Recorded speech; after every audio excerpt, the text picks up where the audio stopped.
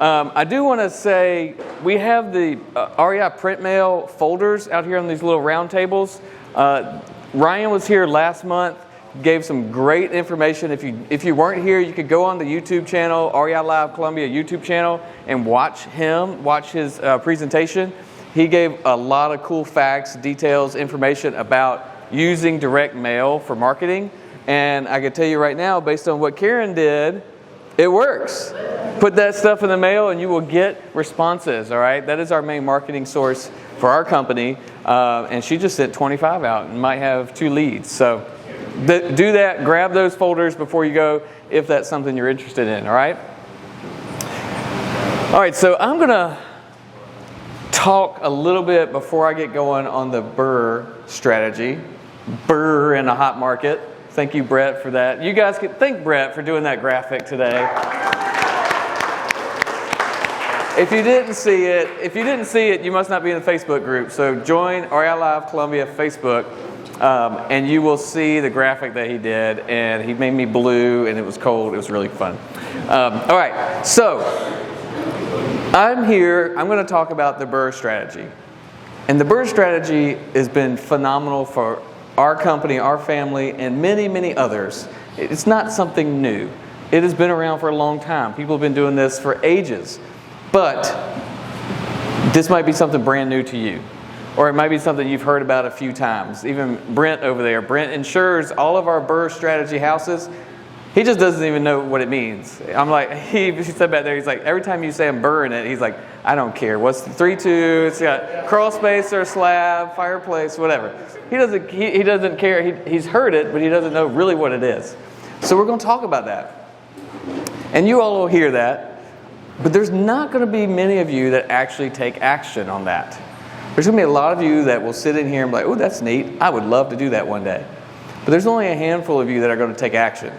So I put a couple of quotes up here about taking action. And, Leonardo da Vinci, he's a pretty smart guy, I guess. Impressed with the urgency of doing. Knowing is not enough. We must apply. Being willing is not enough. We must do. Right? So, I'm trying to encourage people to take action. So, if I had a $100 bill right here.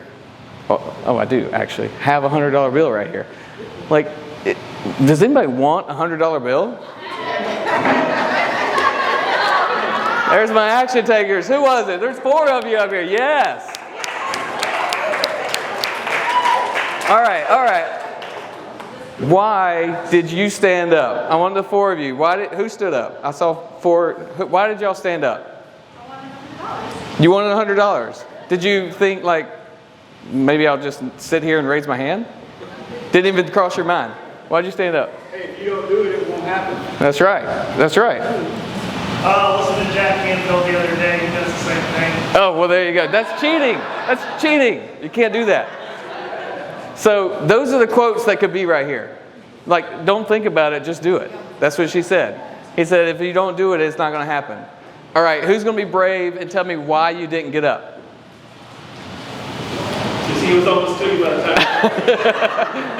Bad seating chart. Well, I'm pregnant and there's a lot of people to get. All right, who else? I didn't realize you were giving it away. Right. You didn't know what was happening. Yeah. Right? Who else? Because you only said who want it. You didn't say who would like to come and get it. So right. That's why I didn't get up, but I started to. I didn't roll out the red carpet for you. I didn't say come and get it. Who else? Right? Real estate's a little bit the same way. Burr in a house is a little bit the same way. That house is never going to say, hey, come and get me. I'm a perfect Burr. Check out the numbers. This is great. If it did, that would be amazing, first of all. But then all of us would be fighting over that house, right? So it's never going to be that easy. There's not going to be someone that comes and says, hey, here's your $100. I'm going to tell you exactly how to get it. Because if that was the case, everyone would be doing it, right? It's just as simple as standing up and getting your $100.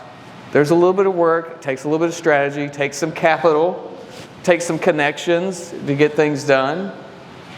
But real estate doing the Burr strategy is just as simple at this point of getting up, and getting your $100. All right? So let's take action. Who's going to take action after this? Somebody. All right. I want to hear it. All right. So Burr in a hot market. I forgot the graphic. Brett, I'm sorry. My bad. He's going to be upset with me about that later. All right, so this is the premise of the Burr. If you haven't seen that, I'm going to leave that up there for you just so you can get a sense of what it is. We start with buying real estate and we finish with the repeat. So let me tell you a little bit about the Burr Strategy and what it's done for our family and our company.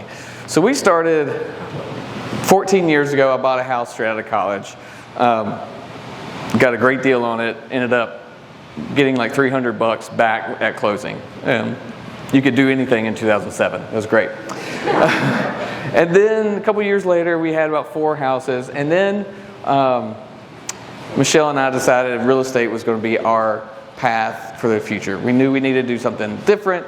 Like many of you, you feel that burning desire, you need something more, right? You're here because you know there's something else out there for you. Well, we knew that, but we also knew we didn't really have any money, okay? We didn't have money to go out there. My mom always told me, she said, it takes money to get money. And that literally lived in the back of my mind. I still hear her saying it, because back when I was younger, I still had that entrepreneurial kind of thing, and I'd ask questions and stuff, and she's like, yeah, I wish we could do something like that. But it takes money to make money. Who's heard that phrase before? Right? Well, I'm going to tell you it's a little bit of BS, all right? You need capital, but it doesn't have to be your capital. Does that make sense? It could be their capital. Angela's like, yes, it can. Yes, it can. All right? So what we did, Michelle and I don't even know if she really understood what was happening. She had no clue. She's like, I love you, honey. I've got work to do. We've got kids. I'm pregnant. And so we took out a loan against her 401k because she was the stable one, had a good job. She'd been putting that money away for years, right? Not so much for me, but whatever.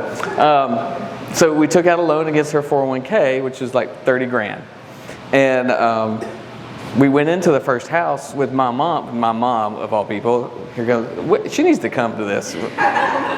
This is being recorded. I'm sending it to her. My mom was going to do another 30. She was going to, from her retirement, she was getting close to retirement. She's like, oh, yeah, we could do a loan and you could rehab a property. I found one on an auction website, and what we were going to do is rehab it and sell it. Turned out that Mom bought a car. She didn't think I was serious. And Michelle and I were like, okay, well, we won the auction, so we're buying it. So I went to USAA at the time. We were members of USAA, and I got an unsecured loan. That was $45,000 to buy the house and the rehab from 30 from her. And we did it. We rehabbed it and flipped the first house. So then we ended up with about $30,000 of profit. So that was our money. We were at $30,000 of profit, but we knew that if we bought one rental house with $30,000 down, you go buy, $150,000 or $120,000 rental house, put $30,000 down. There you go. What's next, Ryan? Nothing. You're done. You've put all your money in that, and then you just wait for it, right? We knew that because we already had 3 or 4 of those at that point. 3 or 4 houses that we bought from when I was in college, and then Michelle, when she was in Camden, we'd had a couple houses. But they weren't cash flowing enough to get us to a next house. They're making a couple $100 a month. So this is where the Burr Strategy comes in. It's basically taking your limited capital resource and recycling it. You put it into one house, you fix that house up, you do what you got to do, then you go to another bank, refinance that loan so that you can get your capital back out. So we started with 30, put it into a property, fixed the property up, rented it, and went to a bank and said, hey, we'd like to refi. We think this house is worth more money now. They agreed. They gave us all of our money back, including that 30 that we started with. What do? Did it again. And that's the repeat process. So doing that process, we went from 4 units that was 2016-17, when Emery was born. So it was really January 4th is when we went from 4 to 10 units. on the first Burr. And then from 10 to 35 by August of 2018, 10 to 35, by the time Reynolds went to elementary school. That's how I keep up with time. Do you guys see how I did that? Where were my children at this point in life? Say that timeline again, because that was a lot of acceleration that you just kind of skipped over. Well, yeah, it's a little bit. So we went from 4 to 10 units. 10 units, we started 2017 with 10 units. And then from 10 to 35 in August of 2018. All of them are Burr properties. Some are duplexes, some are single family. I don't think we had any quads at that time. So it's buy one, fix it, rent it, refi. Bam, bam, bam, bam, bam. Continue to go. Were you marketing at this time, or were you working with Wholesale? Oh my gosh, this is the beautiful golden days. This is all MLS. This is 2017, 18. Yeah, everything was on the MLS. Wholesaling wasn't even a word in my vocabulary until the end of 2018 because I accidentally wholesaled something to somebody, to Russ, who we were just talking about, where Marissa is. So that was all MLS. It's a little different now. Obviously, you got to maybe find them in different places, but it's the same strategy, okay? And so we were, in the Burr, we did a 5-unit and we did a 10-unit. So those are the biggest ones in there, and then the rest was single family and duplexes.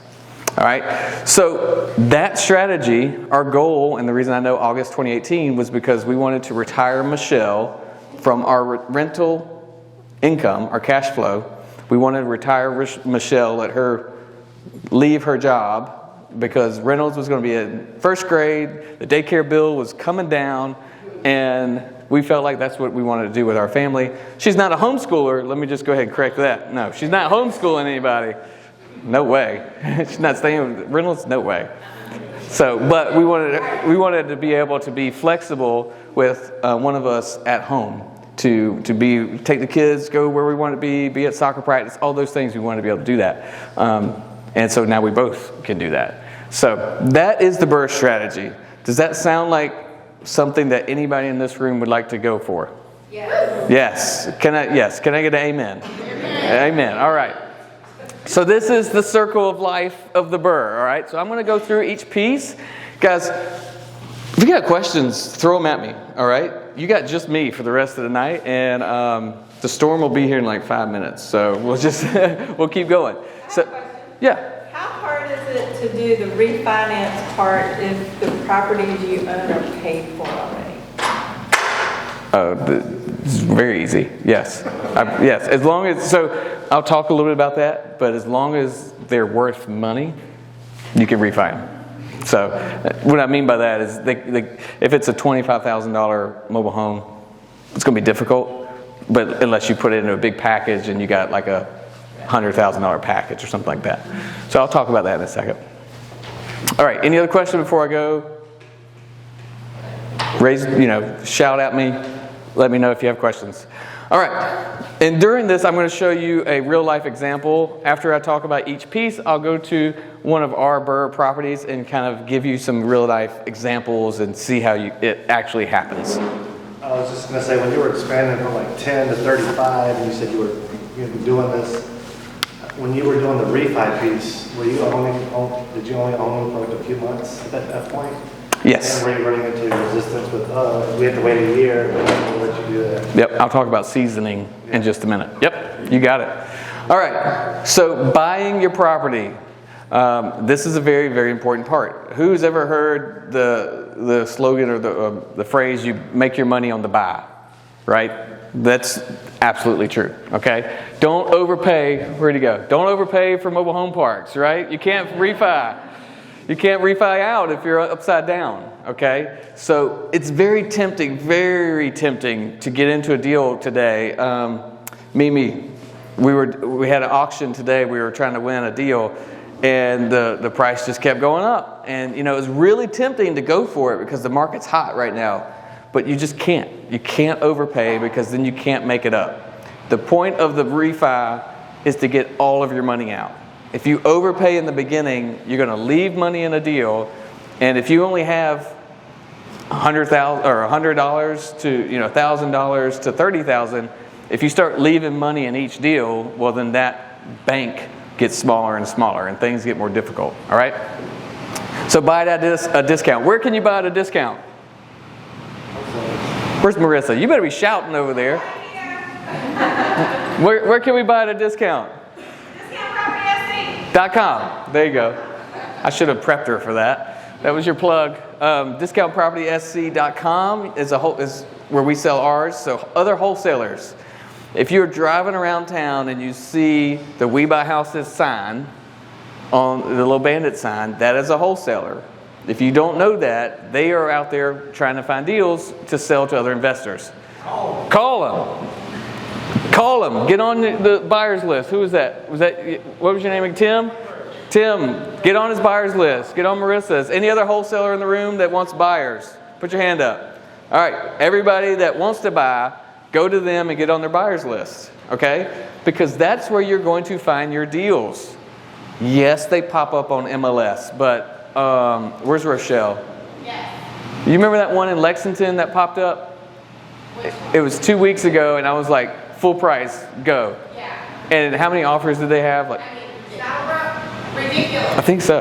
Yes. Yeah, we went full price too. Yeah, Saddlebrook, right? I think it was. It was like 140, and I was like, this agent knows not what she'd done. And the agent was like blown up. Her phone was melting because she didn't know she clearly didn't know what was happening in the world. But, 25 offers. oh, it had to be more than that. It had to be more than 25. Did you get it? No. Okay, we didn't get it. That's why I'm back. It was a weekend. We're not, we had time. But if they can show up on the MLS. Bishop found one, or Ed found it over there in Olympia, showed up on the MLS. So they do show up, but it is a battle. And there's a lot of people going after them. And you can get it. You can, but it's a lot of work, and you kind of have to get lucky. It's a little bit of a lottery, and you got to stay away from paying too much. Don't get into that bidding war. I'm like, ooh, I got to get it. I'm so close, 5,000 more, and I'll get it. That's where you start messing up. Okay, so wholesalers, or you do your own marketing. So those bandit signs I was talking about, that's your own marketing. The writing letters to homeowners, that's your own marketing. Using direct mail. That you can do that. You can pay for your own marketing and find deals. People will call you to sell you their house. If you are looking for a Burr property, you can get so specific on what you want. You can just put a little mile circle around a little area that you want to buy a house, and you just send letters to them, or you call them, or you text them. Or if you are real bold, you just knock on the door. Walk around on Saturday when everyone's outside, and just act like you're walking your dog, like rent a dog for the day, and go walk down the street. Like, hey, do you want to sell that? Okay, do you want to sell that? Just go out and do your own marketing, and you can find deals. Okay, so they're out there. The thing with wholesalers, you're going to pay a fee, right? You're going to pay a fee to that wholesaler. If you do your own marketing, you're going to pay a marketing cost. Okay, if you find it on MLS, you're probably going to pay a little extra. Okay, so just be ready for it. It's a hot market. You're going to have to pay a little bit. Just make sure it fits your numbers. Do not get all excited about it. Okay. All right, 80% rule. Who knows the 70% rule for flippers? A lot of you probably know that. 80% rule is what we use for the Burr, because most banks are going to lend you somewhere around that 80% to loan to value. So if you buy a house, you fix it up, and it's worth $200,000 at the end, 80% of that would be $160,000. That bank will likely loan you about $160,000. It might be 70%, it might be 90%, but if you go with the 80% rule, then you're going to keep yourself in check. You'll be close enough, all right? So know what that ARV is, know what that house will be worth when you're done with it, and stick with your all-in cost being under 80%, which means purchase, rehab, and holding costs, okay? Does that make sense? I know it's math, so sometimes people are like, well, that's over my head. If you need help with that, let me know. I've got a calculator. We'll walk through it. Know your own lending status. This is very important because, remember, we're going into a Burr property as a strategy. We're going into a Burr. We already know what our exit is, and the exit is we want to refi. please make sure that you can refi. Okay? Make sure you are lendable, credible, you have credit. That's 680 for at least 680, I think, would get you a loan at this point. But you also want to know, do you if your credit's lower than that, if your credit's higher, what kind of rate you would be in, that kind of stuff. So know what your lending status is. Kind of have an idea of a couple lenders that might lend to you. All right, and we'll talk about the refi in a minute. All right, so there are a couple different ways to buy your property. Remember, we're going to buy it, fix it, rent it, and then refi. So we don't want to we want to try to avoid unnecessary steps in the beginning when we buy. We also want to try to get the best deal when we buy. So there's the reason I recommend buying with cash, hard money, or creative financing like sub-2 or owner financing. If you go to a regular bank to buy a rehab property, it's a little bit more of a process to get your loan on the rehab. Okay, that's why most flippers don't buy with traditional financing. They buy with cash, hard money, sub-2, or owner financing. So we're kind of in that same vein when we're doing a Burr. All right, even though we're going to hold it for 30 years as a rental or whatever, we don't want to start with that traditional financing. So cash, if you got the cash. Hard money would be something like Rehab Wallet. Sub-2, you can actually go to a homeowner and say, homeowner, we want to buy this, but we really need to fix it up before our bank will lend it to us. Would you be okay if we go ahead and gave you a little down payment now? We'll pay your payments, but in 6 to 8 months, we'll refinance out. How's that sound?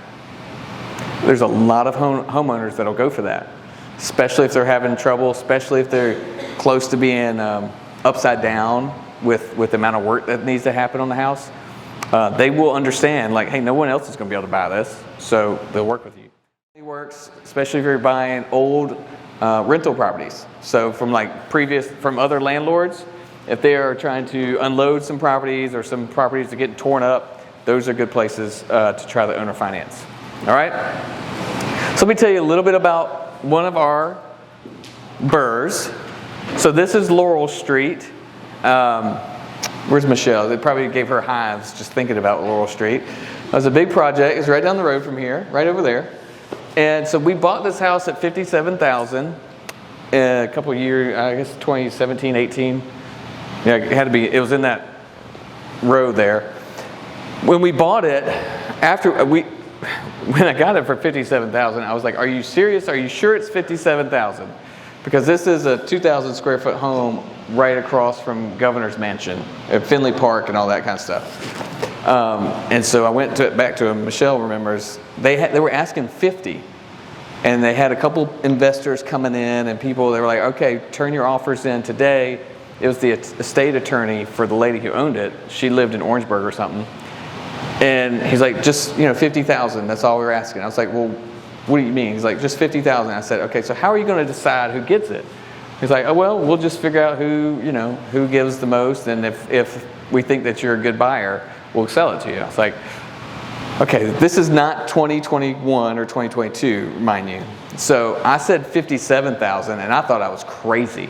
That was $7,000 over ask. And the guy was like, yeah, you're the only one that said over 50. Like, I'm stupid, right? Why did I pay that much? Now, today, that house would go for $200,000 in that condition, I'm sure. Well, we went ahead and got it appraised. Remember, we were pretty new at this. We didn't really know what that ARV, we didn't have REI Live. We didn't have all these connections, people to lean on and ask questions. So we had it appraised because I knew an appraiser from a previous thing. I just got to talking to him. So he said $305,000. And I'm pretty sure I was like so giddy. Michelle was like, whatever, just do it. Just leave me alone. But I was like, $305,000? We just bought it for $57,000. And so I was like, we're going to sell this. We're going to flip it. And that never happened. We kept it, of course. But we were very, very happy with that. So that opened us up to a bigger renovation than we had ever done at that point, probably. And bigger than what we had planned. So we bought it with all cash. It was $57,000. That was after a couple of burrs. We were able to get cash out of some burrs, and I'll talk to you about that at the end. We actually used the convertible construction loan for the rehab. So we were actually at a Integra Bank. So a traditional bank, which has now been bought by First Citizens. So it was a traditional bank, and they did a construction loan for us that would convert into a permanent loan when we were done. So it was 6 months interest only, which is phenomenal, and then we could draw on the construction amount. So that was great, but we did end up burring it out of that. We didn't want to keep that, but that was just their program. So here's some pictures of it. I don't know if y'all can see the blue carpet, the kitchen. This was an amazing kitchen down there, galley kitchen with cabinets 12 feet tall, all wood. It was pretty crazy. All right, any questions on the buy? Good. Means I did a perfect job telling you about it. All right, so you offered $57,000 to increase your chances of getting accepted? yes, that was the only reason. And I just thought, I couldn't believe that they were asking only $50,000. It's clearly worth more than that. It had been the weirdest thing. They had a for sale by owner sign out there for like a year, so much so that the phone number had faded off, and it was laying down in the front yard, and I went up to it and flipped it over and could read it on the other side. And it just so happened that I called the guy, that was the attorney's phone number, and he said, yes, the estate is finally done, we can finally sell it. So that sign had been out there during the whole probate process. And so it just so happened I called him at the right time, and he's like, yeah, we're having a showing on Saturday, be there, and we're selling it on Monday. All right, so rehab. There's a couple different things with rehab. Who in here likes to swing the hammer and tear up stuff? No, I can see some no's. I see a lot of hands up. Good. Who in here likes to put it back together after you tore it up? 1, 2, okay. You're not actually going to do it, though. You have. You have done it. Before children, we did do it. When we started this, we didn't have kids. We were doing the rehabs. So swinging hammers versus hiring contractors. You need to know what you're going to do, because your costs are going to be vastly different. If you are doing the work and this is your full-time job and you're a contractor and you're going to spend all day at that job, well, you could probably pay more than the next guy that's going to hire it all out.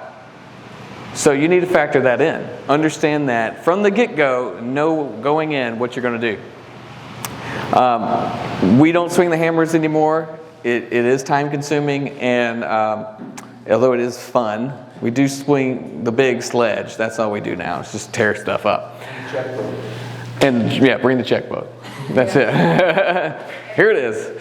So handyman versus professionals. Yes? So this is my first time at one of these meetings. Are contractors people that also come to this meeting to network, or no? Sometimes they do. I don't know if there's any just contractor in here. Is everyone an investor? Yes, you can bring them in. Usually the contractors that are here are also investors, but they do work for other investors. So I'm thinking of a few right off the top of my head, but they're not here right now. But yes, so in the Facebook group, though, there's a bunch that aren't necessarily investors either. So handyman versus professionals. This is big difference too, all right? So if you've ever hired a handyman to come to your house and like fix the door or put a linoleum floor down or something like that, it's okay.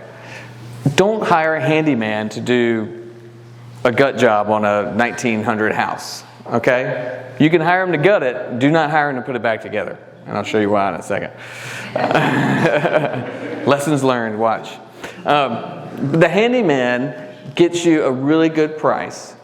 They're going to do your labor, right? They're going to be under $20 an hour. They're going to get a lot of different things done for you, but they are not going to specialize. You don't want them doing your electrical. You definitely don't want them doing your main plumbing. They might be able to install a faucet, but do not let them go under the house, all right, unless they're putting the paper down, or the vinyl, the plastic down. A vapor barrier, that's the word.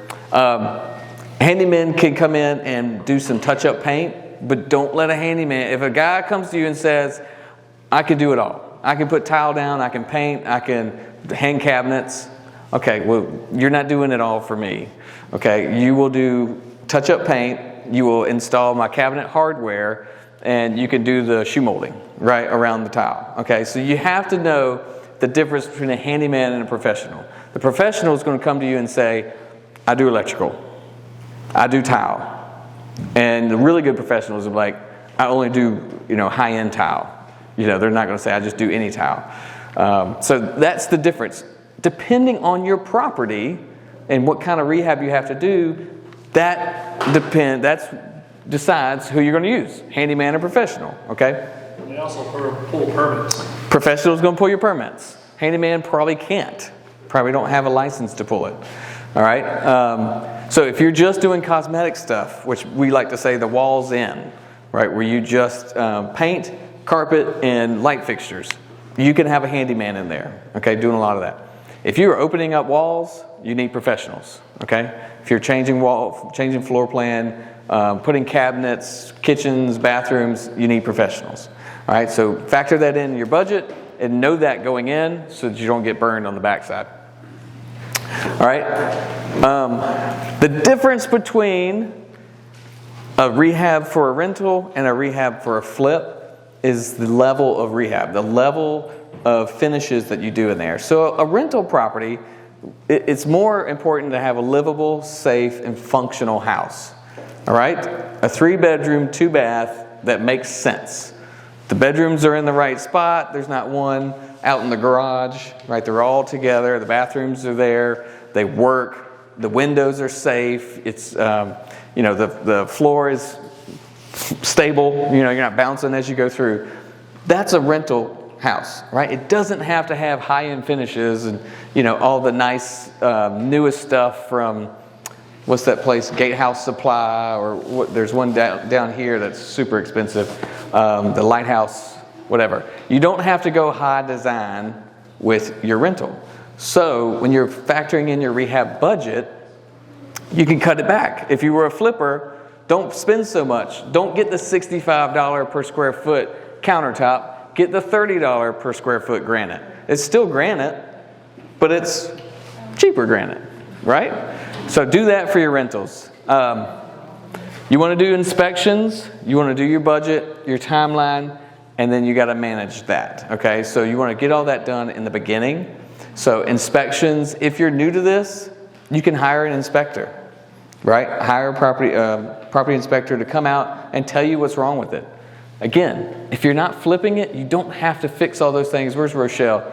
All those first-time home buyers that try to buy today off the market, and everything has to be fixed because they're new to buying houses. They don't want something broke, right?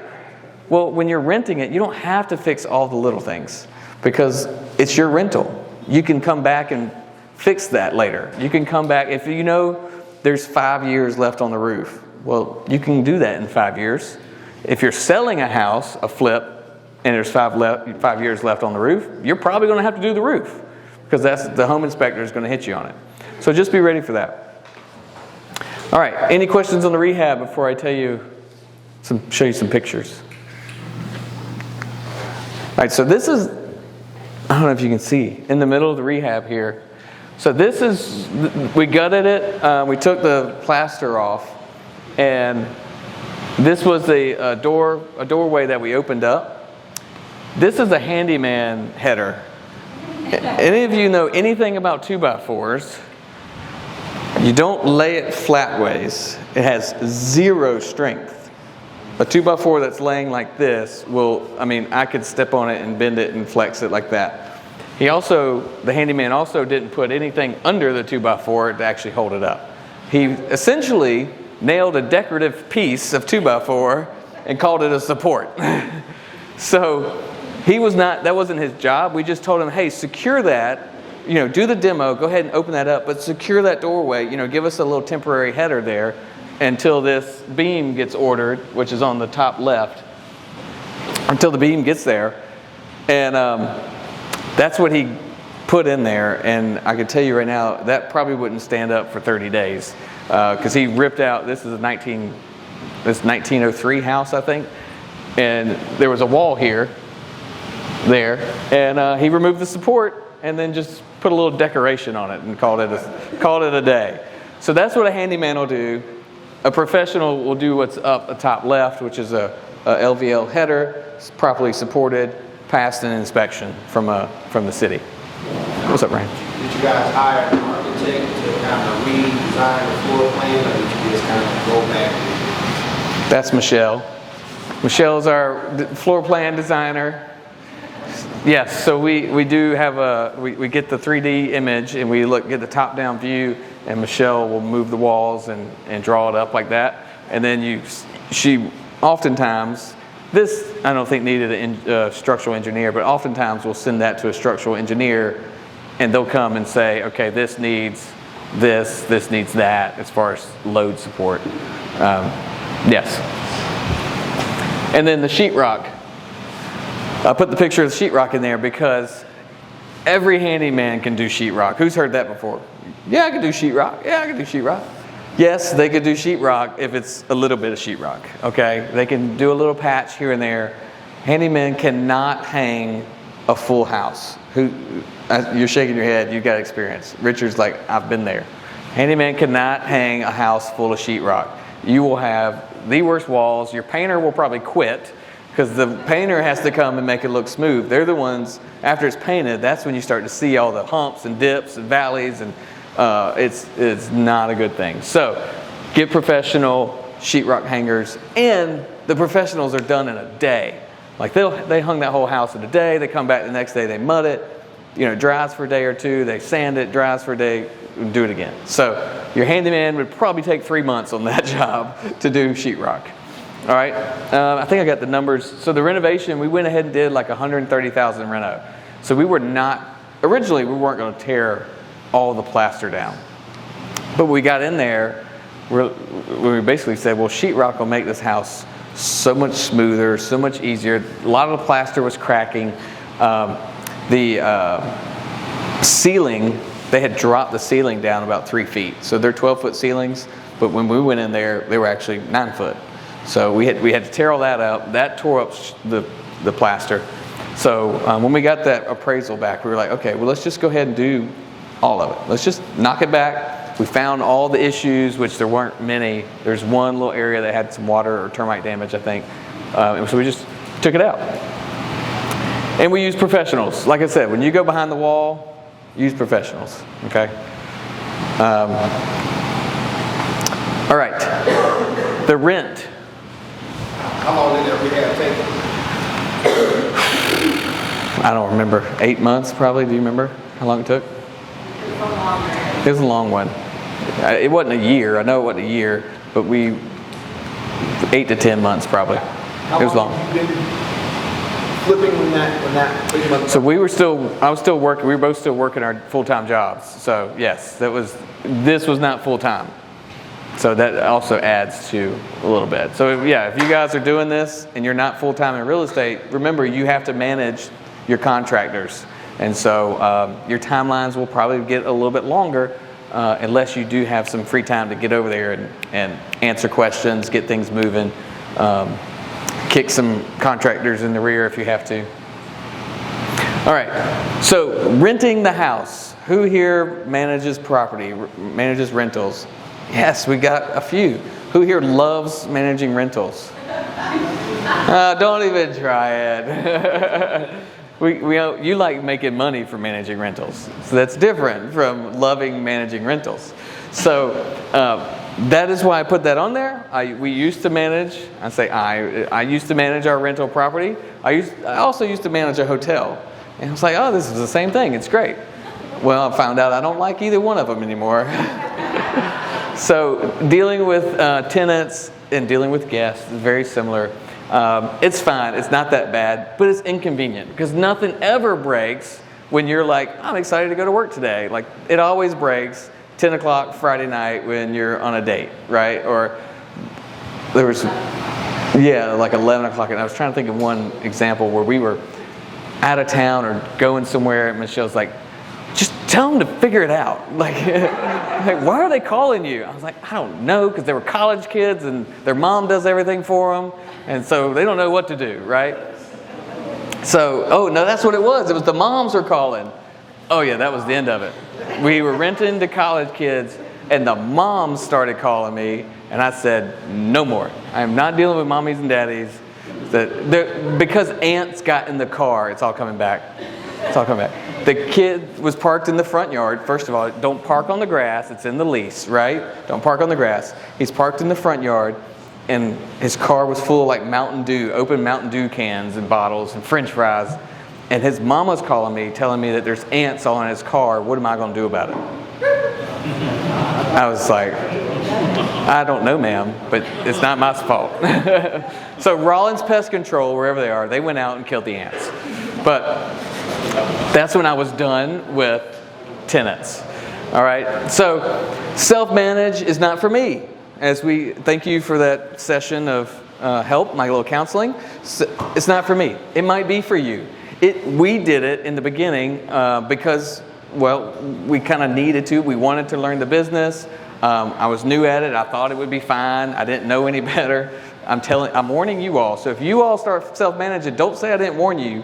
Go find a property manager, all right?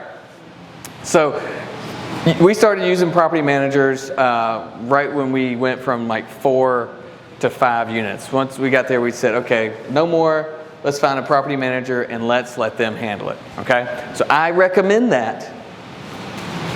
Y'all do whatever you want.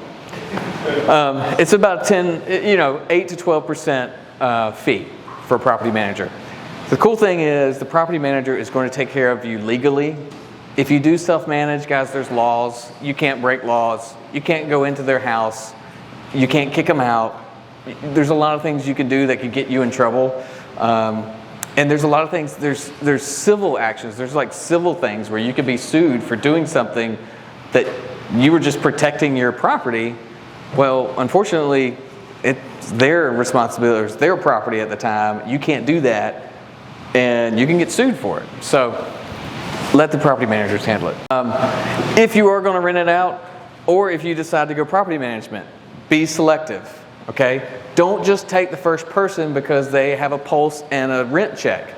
Like the guy that pulls up to your house with all his stuff in the back because he just got evicted from his last house down the street. He's like, can I rent it? I have cash. No, don't take that one. Okay? You can't just take somebody with money. Be selective. Get the right tenant.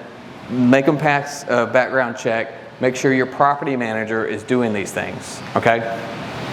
And trust me, it will save you in the end. When you go to refi, they want to see the rent, right? They're going to want to see that you have it rented. Once you get past that refi part, you want to have a good property. You want to have a cash flowing asset. You want to have something that is a good investment for you. So don't shortchange yourself just trying to get to that rehab or to that refi, okay? Wait for the right tenant. Use the proper lease, of course. That's what I was talking about. All right, beware of the debt to income ratio. There's a little bit more math. When you're doing your budget and when you're trying to lease this, that bank, the 1.2 is what I've been seeing here lately. It's pretty common. They want to see that your debt to income on that property is at least 1.2. So if, for example, if your debt, if you have to pay $1,000 in the mortgage, the insurance, the taxes, the property management, if all of those things equal $1,000, they want you to have a rent of $1,200. Does that make sense? There's that math again. I know everyone's like, whoop. So 1.2. If you can take your expenses, those hard expenses, the mortgage, the insurance, the taxes, and the property management, that's what the bank's going to ask you for. Multiply that times 1.2, you need to have your rent at least there. Now, does that make a good cash flowing rental? No, not really, but it'll get you a Burr, okay? We like to see 2, we like to see it at where all of our expenses, hard expenses, are about half of the rent. That doesn't always happen, but if you can get up to 1.4, 1.6, you're going to have a better likelihood of a cash flowing rental at the end of the day. All right? But be aware of that. That's what the bank is going to be looking for. They're also going to want to see, when you get to more units, they're going to want to look at your whole portfolio and make sure the whole portfolio falls that 1.2. If you've been following the Burr process the whole way, you should be fine. All right, that's renting your property. Any questions on that? If you have a question, I defer you to property managers in the room. Hey, raise your hand. I know I got 2 right here. Any other property manager in the room? All right, I defer you to these guys. Richard and Jesse can help you. All right, so this is Laurel. We hired Canty and Company to rent it out. Is it up there? Good. So they're a property manager. We had it staged. Like I said, we tried to sell it, sort of. We were on the fence. This is a historic property. So if you don't know anything about historic properties, a little lesson here. We have the Bailey bill, which means we bought the house at $57,000. Our taxes, our property taxes on that property for the next 20 years are frozen at the value of $57,000. So even though it's worth $300 something, our tax bill is only for a $57,000 house. So we tried to flip it. We thought about flipping it. We had one guy make an offer and went through, and then he backed out. And we said, you know what? This is stupid. Why are we trying to sell this? We can't ever get something like that again in downtown. So we pulled it off the market, and we said, we're renting this baby. And so we put it out for rent. We had some people look at it, but it turns out an attorney friend of ours needed an office space.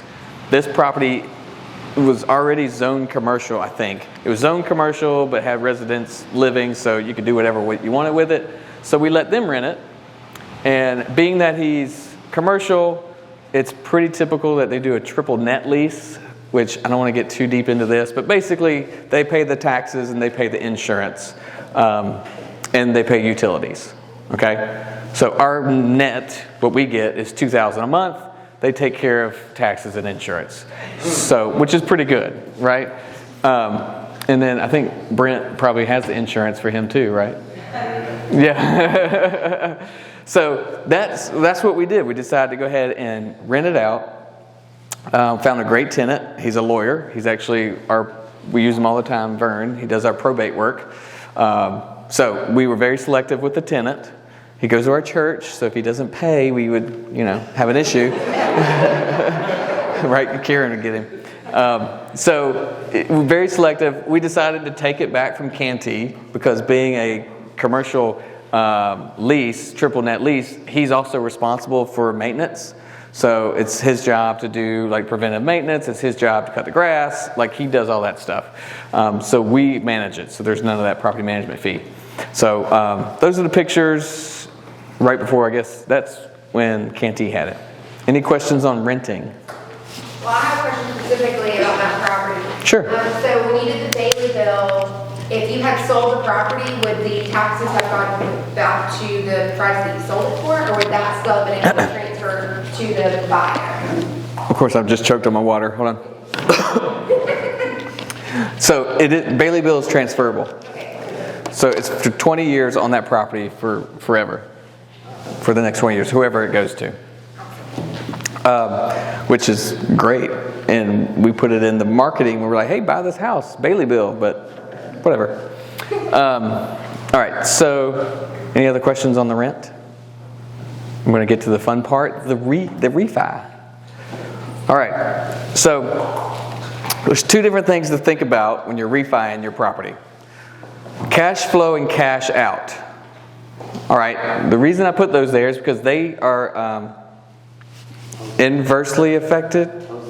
Yeah, that's opposing forces. They fight each other. The more cash out you get, the less cash flow you get, right? If you want more cash flow, well then get less cash out. Okay, so they're fighting. This is all up to you and where you are in your business and what you need. When you're ramping up, I can tell you when we were ramping up a couple years ago, it was all cash out, little bit of cash flow. Because the more cash out we could get, the more properties we could stack it on. So we were stacking, and we would take $100 cash flow per door, as long as we got all of our money and then some out. So we would go and a particular one on Rosewood, where the ARV ended up being 210, and what's 80% of 210? What is that? 160, 170? Yeah, 165. So we were in the property for like 125 or 135. We ended up getting another 30,000 out to use for more properties. So we took way more cash out than what we needed, and it significantly reduced the cash flow because we had a higher mortgage payment, right? Does that make sense? We had a higher mortgage payment, but we took that money because we were putting in, we were growing. There's rapid growth, right? We don't do that anymore, typically. We don't take cash out on our Burr properties anymore because we're trying to go long-term. We want lower loan-to-value at this point and higher cash flow, okay? If we wanted cash, if we wanted to do we could go do a home equity line or a line of credit and use one of those properties as equity if we needed to. So when you were ramping up and only taking $100 a door, how are you paying your bills? Like your personal bills, how are you living? Well, we both had full-time jobs. Oh, you're still Yes. working. Okay. And it was $100 a door cash flow. So that meant the maintenance was covered, the property maintenance, like, so that property was just giving us $100, which we didn't spend any of it. We didn't take any of that money out of the business. All of that money stayed there and went to the next one. Michelle, I don't even think Michelle believed me that we were buying houses because she didn't see any money. all she heard was me on the phone and like going to Lowe's. But all the money stayed in that account and never came to us. Were you doing home warranties? Home warranty? I think I did that in the very beginning, but no. I never really found it. We did it when we first bought our first house, and it worked. Like, I guess it works every so often, but it's kind of a hassle. But yeah, home warranty, for those of you who don't know, is for about $500. You can protect a lot of the appliances in the house. Actually, the house we live in now, when we moved in, a pipe burst in the wall. Well, home warranty fixed the pipe in the wall, which was amounted to, this little repair, but it didn't do anything for the flood below it, right, that happened on the first floor. So that was home insurance. So home warranty is valuable, especially if you're getting started, if you can factor that $500 in the beginning and use it later. Yeah. So cash out, cash flow. You can use that cash out, but your banks, your typical traditional banks, they want to know what you're getting cash out for. So don't go in there and say, I'd like to get, they want to know what you spent on the house. So if you're going to go to them and they see you bought a house for $100,000 and you're going to go ask for $150,000, they're going to say, what's the 50 for? Well, you have to have repairs, tell them what you did. And so you say you spent $40,000 on rehab.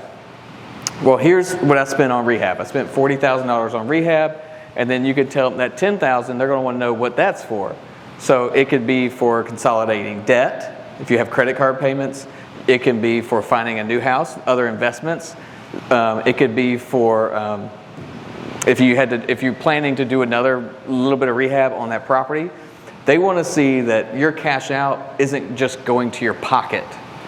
It needs to go to the business, and it needs to go to something that's worthwhile, okay? So don't just go to the bank and say, I want an extra $10,000 out, and I'm not real sure what I'm going to do with it. But they're not going to give it to you. 1031, can you use it as 1031 down payment? For a down payment? Yeah, so you can use the cash out for down payment for something else, absolutely. Yeah, because it's worthwhile. Were you doing these through you guys or through an entity? All in the entity, LLC. Yeah, so one thing that... Even at the beginning with like the first four? Or? The first four were me, entity, her, entity. So, yeah, a mix. But when we were like, if we were here, we would have started with the entity. The first ones that we bought in our name was things we were buying to live in, but ended up being rentals. Yeah. Do you suggest having a relationship with different banks because one bank may find you too risky? Right. I'm going to tell y'all a little secret about. Who would like a list of like 1,000 lenders in this market? Anybody? Yeah. That's a good one. I wish I'd printed it out. Oh. All right, you get it first. I've got that. Actually, it's right here. I'm going to show you how to get to it in a minute. And you will be surprised, but Rehab Wallet is on there about 20 times. Out of 1,000 mortgages that were written to investors in the last year in Columbia, I got kind of specific, they had at least 20 on there. So they're legit. And you know what's weird? I didn't see any of ours on there, so interesting. You know, that's PropStream for you. But anyway, so cash flow. If you are looking for more cash flow, take less cash out. We always try to get all of our money out, because what is your rate of return if you have $0 in the deal?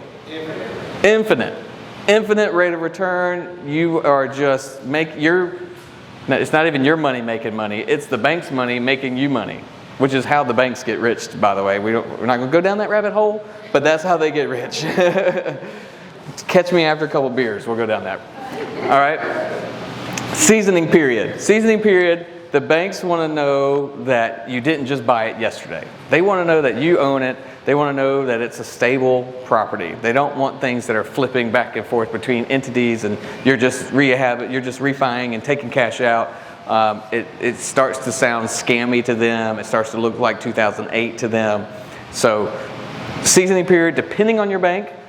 Some of the banks we use, and I can let you guys know who they are, but some of the ones we use, if it's a LLC that we're doing, there's really no seasoning period. As long as it's stable and has a tenant in it now, we could do the refi. Okay? If you're doing it in your name, a lot of times they're going to want a year. They're going to want you to have it for a year before you refi. Okay? So it could be anywhere between, typically we say 6 months, right? Most banks for an LLC, they like to see it for 6 months. I just did one and they asked had you own it for 4 months. So it can go, there's a range, right? So if it's your own name though, if you buy it in your own name, be prepared for at least a year, okay? So again, had I been doing this, I would have said LLC every time. They like that better. All right, so where are the banks? That's funny. That's what we have. We have the banks. Let me just see. You know what? PropStreamVIP.com is where I pulled the list. And what I could do, maybe, should we do it in the Facebook group? In the Facebook group. If you want this list, it was of 1,000 properties that got a mortgage in the last year in Columbia. If you want that list of what the banks were, just put a note in the Facebook group, okay? Just say, hey, send me the list, and what I'll do is I'll go over there and I'll DM you all a link, okay? Because I've got it on this computer. I didn't print it out, which would have been so smart, because that would have been really fun to just throw it out there. But I'll send it to you. PropStreamVIP.com has all of that data. You get a 7-day free trial. You can get more than 1,000. I just did 1,000. Okay, I didn't do Lexington. I just did Columbia. Maybe that's why, because a lot of ours are Richland County, not the city. So anyway, but it has all the banks, and it actually tells you the rate, the interest rate that they gave these lenders. So I'm talking like when I was looking at it today, I was like, why are they getting 3.5 and I'm not? Okay, because they are LLCs and they're getting 3.5. I need to know why.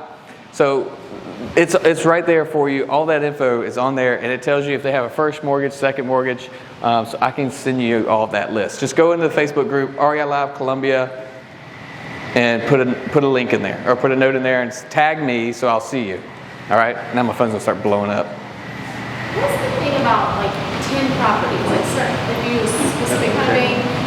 Yeah. So if you do it in your name, and you're doing FHA lending. So if you're going to a conventional bank and they're using FHA underwriting guidelines so that they can, what it is Fannie Mae, Freddie Mac, the big banks, your local, your Wachovia, or, well, they're not here anymore, Wells Fargo will sell your loan to them.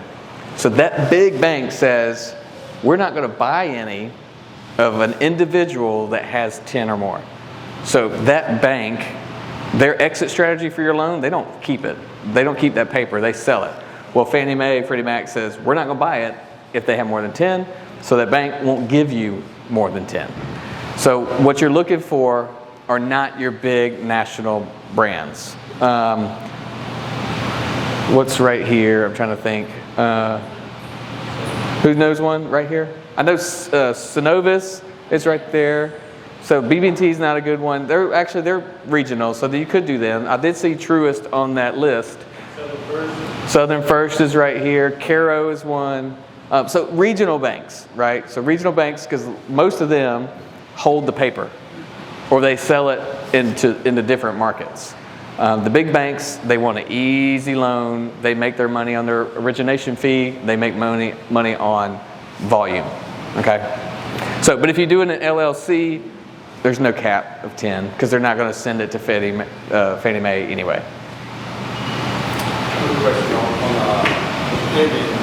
as a say an investor under 5 properties or less, would you say it's better to get conventional lending to get the lower interest rate versus kind of purchasing the property in your LLC and paying a higher interest rate? That's totally up to you and your business where you're at. Of course, the LLC provides you some protection, legal protection. They can't sue you individually. They can sue your LLC, and if you have that set up right, then your money, your personal house, your car, where your kids live is not able to be taken in an event, in a catastrophic event. So that's kind of why we never bought in our name after the first few, when we realized we shouldn't do this, when this was going to be a business. That 1.5–2% interest rate for me is not worth it. The peace of mind. So. Are the qualifications when you put in your LLC similar to like that apartment loan? Are the qualifications? Is that what you're saying? When you put in LLC, yeah, go into your traditional bank. When you're going to a traditional bank or to get your final refi, the LLC, what they're going to do is they're going to pull your credit. You're going to be a personal guarantee. So you're personally still going to guarantee that loan most of the time, especially starting out. 100% of the time, you're going to guarantee it. So your credit still has to be good enough. You still have to have, no judgments against you, that kind of stuff. But they're going to take that rental property income to qualify that property. So your household income isn't going to be the qualifying factor. It's going to be that property. That makes sense. This is a question for reviewers. Feel free to ignore it. With the interest rates expected to increase at least 5 more times this year, is the Burr method still as appealing to you? Yes. The interest rates are going to go up. He's just saying if the interest rates are going up a couple times this year, they're still not going to be at. We did this house at 5.5%. I went back and looked at it. This house was 5.5% refied, and that was 2017-18, and we were fine with that. That was pretty good. That was normal. Like totally used to getting 5.5%. Well, right now we're getting 3.5 and 4. So I'm still fine with it. Any other question on the refi? All right, let me show you what we did on this one.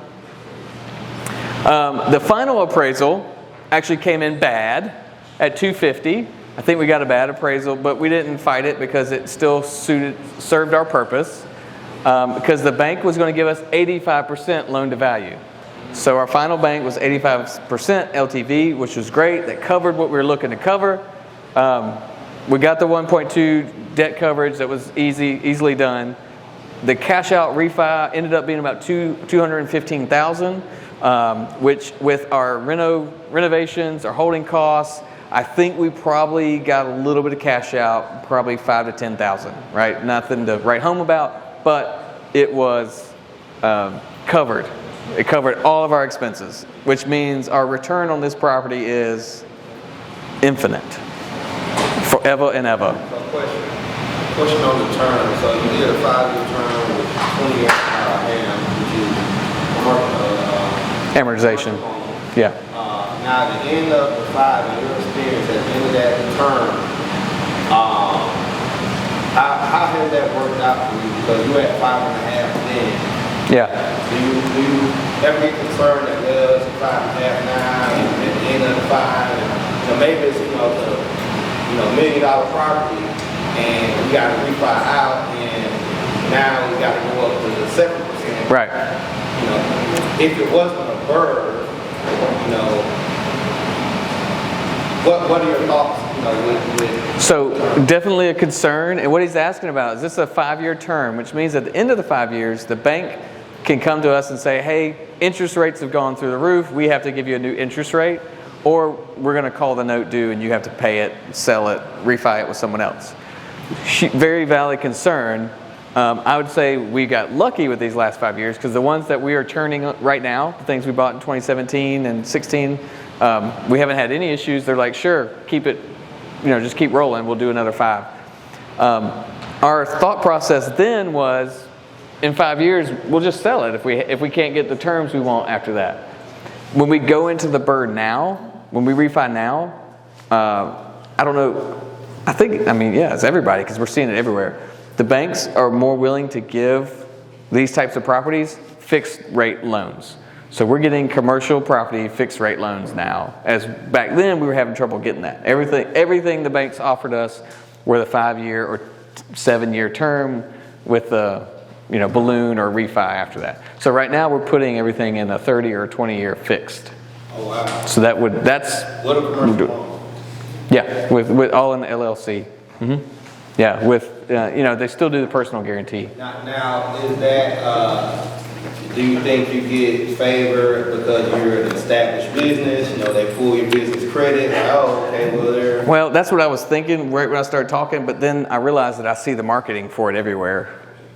I get emails about it every single day from other lenders, not necessarily ones we actually use, just ones that are marketing to investors. Right. So kind of staying within that same space of kind of commercial lending and building your business credit. I did a flip in my LLC. Bought it last year, sold it in January. I'm assuming that's going to help. Kind of create stronger credit for my business name. Mm-hmm. Is that assumption true in your? So, not necessarily. When you're doing these loans, they want to see that your business has been around. They like to see it around for like 2 years at least. Go get yourself an Amex.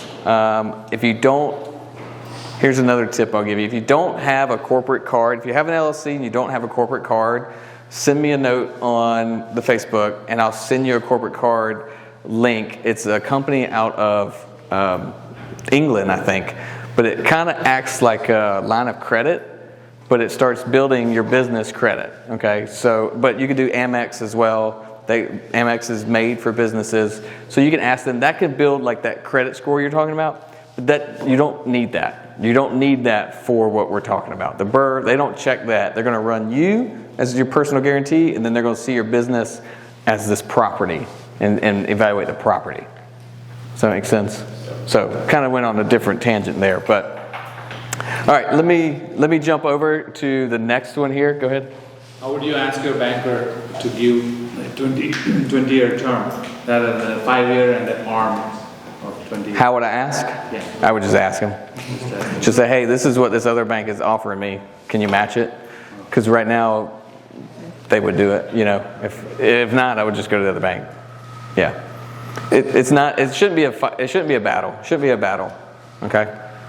All right. The final process. Repeat.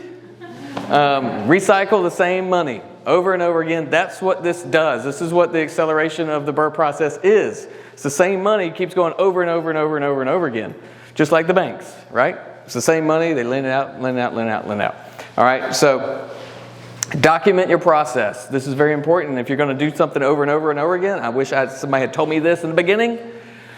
Document your process so that you know what you did last time. You know what you did right. You know what you did wrong. If you have to leave $5,000 into a deal, well, document why that happened. If you get $10,000 cash out, document why that happened and how you did it, so you could do it again the next time. All right. Infinite returns. That looks misspelled, but maybe it's not. Infinite returns when you get all your cash out. All right. Who thinks the Burr process is for them? Got a couple hands? Good. I'm going to tell you who it's for and who it's not. okay? Because some of you, it is not for you, all right? And that's okay. All right. If you like the whole process, if you can do that whole process, Burr might be for you, all right? You can't skip one of them and make this work long term. You can get one deal done, but then you'll be out of cash, or you'll be sunk on that one deal, losing money, all right? So you've got to do the whole process. If you can do that, if you're in on all that, then this might be for you. You got to be comfortable with a little risk, right, Michelle? Yeah. You got to be ready for a little bit of risk. Resources, use the resources in this room. Use the connections you made today. Use the connections you'll make on REI Live Facebook. Use the connections you'll make at the next meetup in 2 weeks. I don't know where we'll be. April 20th. That's Reynolds' birthday. So use those connections to get the work done, all right? And if you can do that, then this might be for you. It is not for everyone, okay? And it's okay. It's not for you if any of these things intimidate you at this point. It's okay. You can do it later. If you are not going to manage a contractor, if you want to hand somebody a blank checkbook and say, go do this, this is not for you. I'm sorry. You should lend your money to someone else. Me. You should lend your money to me. Let's just be specific. Just lend your money to me. Just if you're looking for passive income, if you're just looking to put your money somewhere and let it come back with little money babies, this isn't for you. Because this takes work, all right? It takes work, especially in the beginning. Because you've got to learn a lot of things. You got to meet people. You got to learn the process, all right? And it takes time because there might be issues. All right, so if you are just looking for an easy, just put your money somewhere because you have a long, hard job that you work 12 hours a day, this is probably not for you. Yeah, you come talk to Richard. All right, so, and that's okay, right? If this is scary to you and intimidating to you right now, but you have other capabilities, then partner with somebody to learn a little bit and get more comfortable.